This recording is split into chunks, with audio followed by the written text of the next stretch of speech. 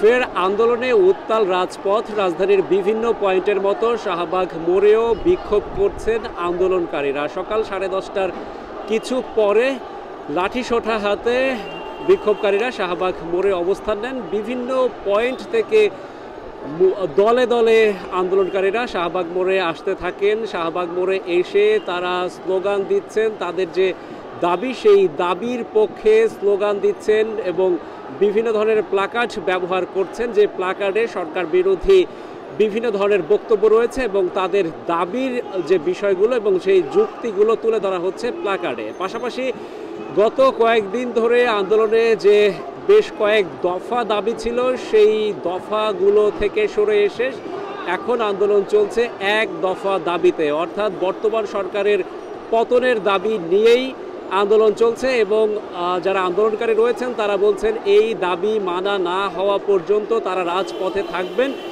এবং এই আন্দোলন সরকারি কোনো বাহিনী কিংবা রাজনৈতিক দলের কর্মী নেতাকর্মী এই আন্দোলন ঠেকাতে পারবেন না, এমন দাবি তাদের। এবং তারা বলছেন যে কোনো মূল্যে এই সরকারের পতন তারা চান। সময় যত গড়াতে থাকে ততই বাড়তে থাকে বিক্ষোভকারী এবং আন্দোলনকারীর সংখ্যা, এবং সেই আন্দোলনকারীদের সঙ্গে সাধারণ মানুষও যুক্ত হয়েছেন। যারা ঘরের বাইরে বিভিন্ন কাজে বেরিয়েছেন তারাও যুক্ত হয়েছেন, তারাও এই দাবির পক্ষে স্লোগান দিচ্ছেন, মিছিল দিচ্ছেন।